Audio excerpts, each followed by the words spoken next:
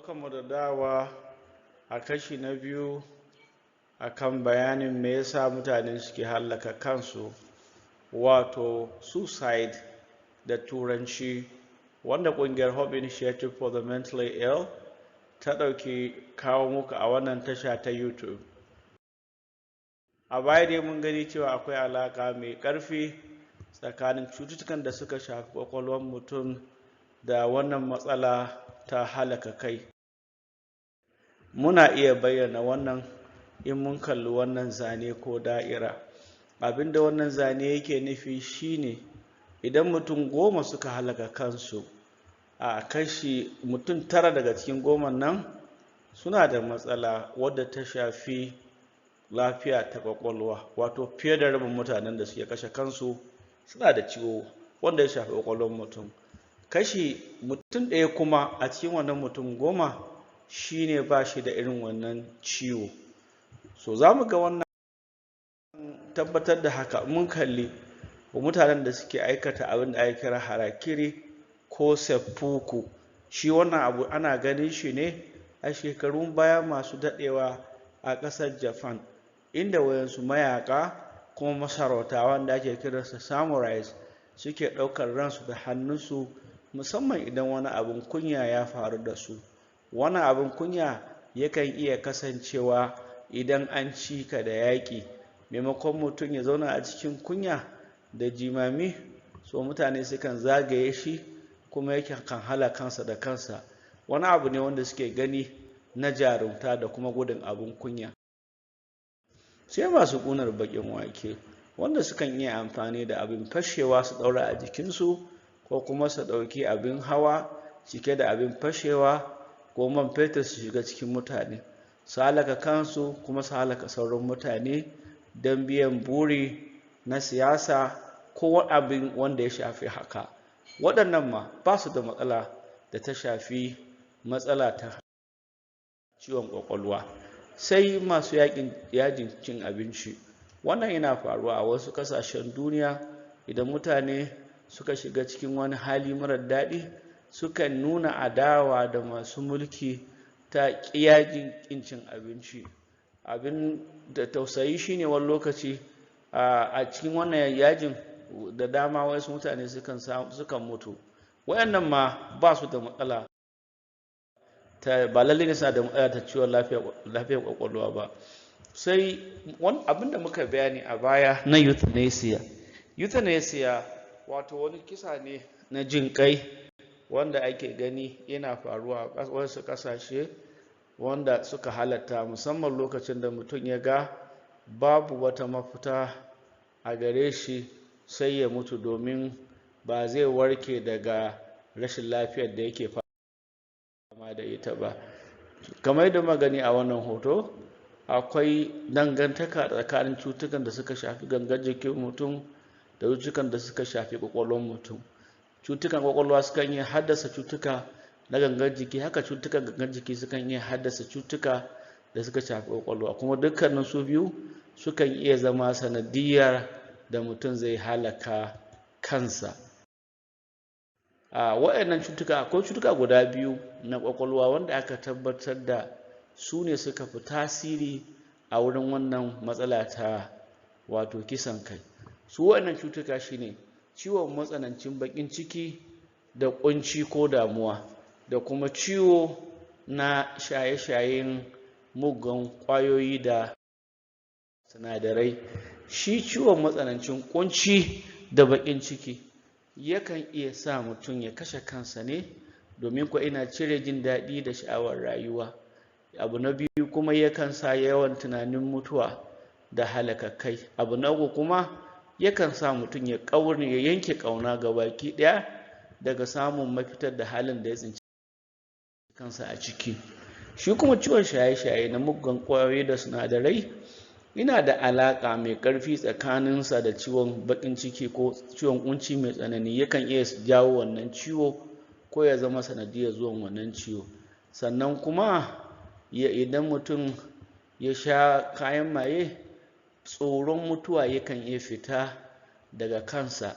Sannan mutum kuma yakan iya aikata abin da ba shi da tabbas cewa wannan abin daidai ne ko ba daidai ba ne. Wasu abubuwa da aka tabbatar suna rage tasirin wannan matsala ta halaka kai sun ƙunshi addini, domin duk manyan addinan duniya sun haramta mutum ya kashe kansa, sannan kuma addini ina ba mutum fata na gari, sannan ina ba mutum mafita cewa duk bayan wahala sai daɗi. Abinda aka gano ko aka tabbatar shine a ƙasashen da mutane suke bin addini na aikace ba su cika kashe kansu ba kamar mutanen da ba su da addini. Ana iya ganin wannan kamar yadda shi wannan matsala ta ciwon kai ta halaka kai ta yi tasiri a ƙasashen yamma inda addini yake samun koma baya. Akwai na biyu kuma shine samun taimako. Mutanen da suke samun taimako daga 'yan uwa da abokan arziki su ma sukan iya samun sauƙi wurin shiga wannan matsala ta halaka kai. Sannan hanyar da mutum yake biya warware matsalarsa ta rayuwa tana da tasiri matuƙa akan wannan matsala ta halaka kai, musamman idan mutum ya bi hanya wadda yake ta gari, ba hanya wadda za ta jefa shi cikin wata sabuwar matsalar ba. Sannan duk mutumin da yake wa kansa fata na gari yake ganin cewa akwai mafita kuma bai yanke ƙauna da samun maslaha ta rayuwa ba. Mutanen da suke halaka kansu sun kasu kashi biyu. Akwai, kamar yadda muke gani a wannan da'ira, akwai waɗanda suke da niyyar halaka kansu, sannan kuma akwai wanda suka riga suka halaka kansu.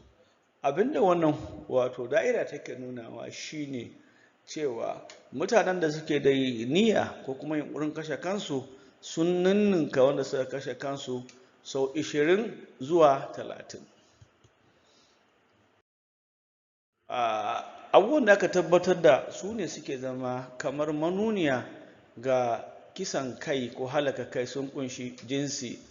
A bincike da shi Oyatunji da 'yan uwansa suka yi a shekarar 2021 na game da wato halaka kai a Najeriya daga waɗansu jaridu, ya nuna cewa jinsin maza ya fi samun tasiri wurin halaka kai. Maza sun fi kashe kansu fiye da mata, kuma haka kuma mutanen da suke shekaru tsakanin 25 zuwa 34 sun fi halaka kansu da sauran wanda shekarunsu ba su kai haka ba ko suka wuce haka. Sannan akwai dangantaka tsakanin wannan matsala da abin da muka faɗa a baya, wato ciwon baƙin ciki da ƙunci mai tsanani. Sannan duk mutanen da suka yi yunkurin kashe kansu a baya su ma suna cikin babban hatsari, kamar yadda muka gani a waccan baiwa Allah da ta halaka kansa a jihar Jigawa. Amfani da kayan maye ina da tasiri sosai a wurin bawa mutum dama ya halaka kansa. Sannan kuma akwai matsala ta rikitaccen tunani da kuma mutumin da ya shirya tsaf. Duk mutumin da ya shirya tsaf ya kashe kansa ya fi samun daman yin haka fiye da wanda bai shirya ba. Da mutumin da ba shi da wani abu na taimako da yake samu daga mutane, da kuma mutanen da ba su da iyali ko ba su da aure ko kuma babu wanda suke ɗaukar nauyinsa, sun fi kashe kansu in an kwatanta su da wanda suke da haka. Idan mun kalli wannan hoto kuma za mu ga cewa yawancin mutanen da suke ƙoƙarin kashe kansu ba suna yin haka ne don su mutu ba. Sau da dama suna yin haka ne, suna nuna cewa suna cikin wata matsala da suke neman mutane su agaza musu, amma ba kowa ne yake iya ganin haka ba. Sannan wanda suka yi ƙoƙari suka kashe kansu ba su sami damar yin haka ba, za su ci gaba da maimaitawa har sai sun kai da cimma burinsu na halaka kansu. Wato wanda suka taɓa yi wa kansu lahani a baya sun fi samun nasarar kashe kansu in sun ƙara maimaita haka a gaba.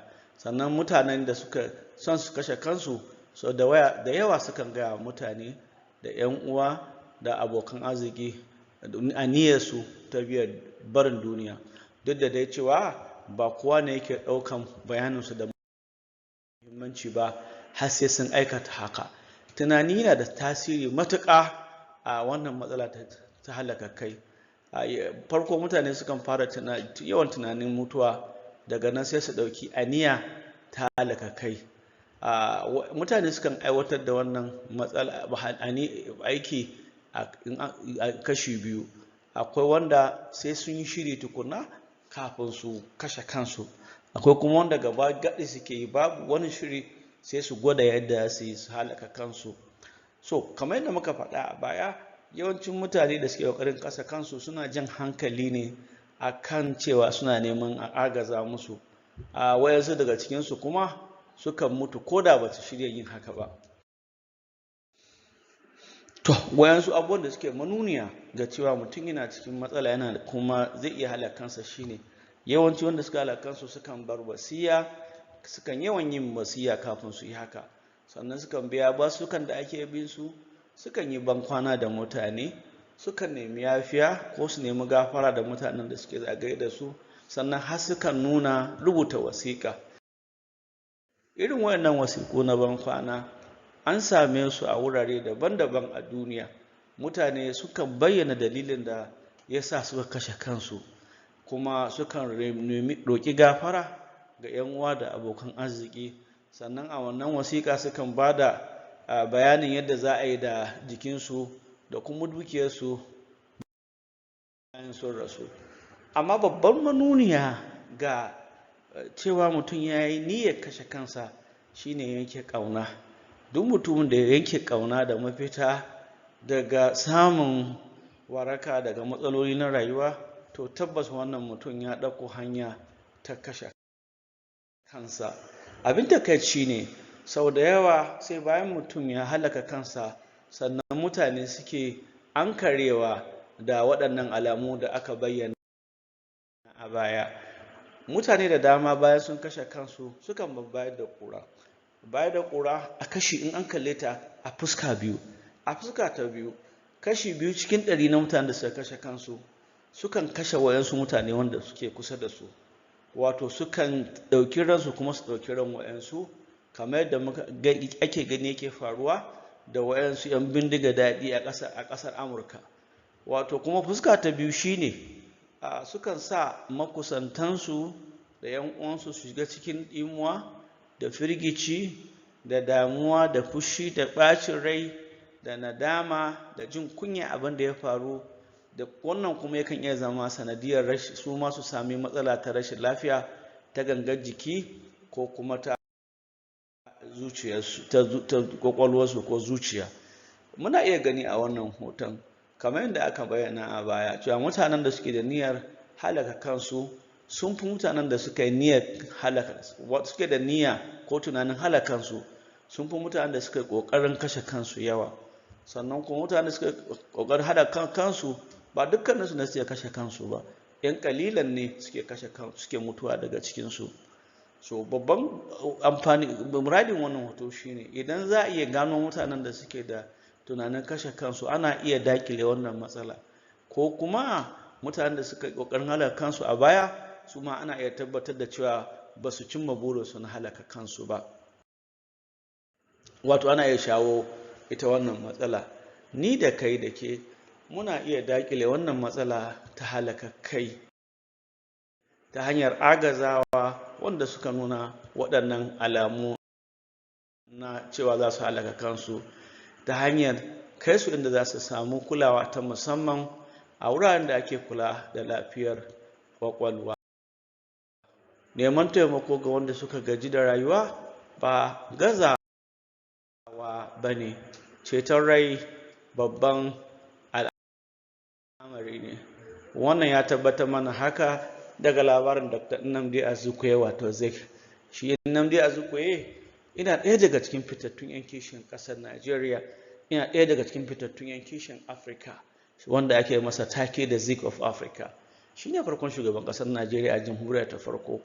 A 1927 ya tafi neman karatu a ƙasar Amurka, wanda shi ya ɗauki nauyin kansa. A wancan lokaci ya nemi aiki ya rasa, ya bar inda yake haya saboda babu kuɗi, duk kuɗinsa sun ƙare a ƙarshe, kuma gashi ba shi da teammate wanda zai taimaka masa a wannan ƙasa a wancan lokaci. Sai da ya kwana 2 bai samu ya karya ba, babu komai a cikinsa. daga nan ya shiga cikin kunci da damuwa kamar yadda ya bayyana a tarihinsa. Sai ya fara tunanin mutuwa ta fi masa alkhairi da ya ci gaba da rayuwa. Sai ya ɗauki takarda ya rubuta wasiƙa guda 3. ɗaya ya rubuta shugaban makarantar da yake karatu, 2 kuma ya turawa mahaifiyarsa da mahaifansa wanda suke Najeriya. Sai ya tafi layin dogo, wato layin jirgin ƙasa, ya kwanta ina jiran jirgin ƙasa mai gudu ya zo ya take shi. Can sai wani bawan Allah ya gan shi ya sauri ya zo ya janye shi. Bayan ya janye shi sai ce, saurayi me yasa kake son ka kashe kanka? Sai Dr. Azuko ya masa bayanin halin da ya shiga ciki. Wannan mutum ya ɗauke shi ya kai shi wani gida, ya ɗauki kuɗaɗe ya ba su, ya ce a taimake shi, sannan ya ƙarfafa masa gwiwa. Dr. Azuko ya baya taɓa manta da wannan mutum, bai bayanin wannan mutum baƙin mutum ne ko farin mutum ba, amma da ba don taimakon da wannan mutum ya mashi ba, da ba za mu taɓa samun zik da abubuwan da ya Afirka a baya ba. Saboda haka inda rai da rabo, in babu rai babu rabo. Karka kashe kanka shine babban wato sako da za mu gabatar daga wannan ƙungiya. Domin ƙarin bayani akan wannan matsala ta halaka kai, sai a tuntuɓe mu ta wannan adireshi da yake ƙasa. Wassalam, sai an jimanku.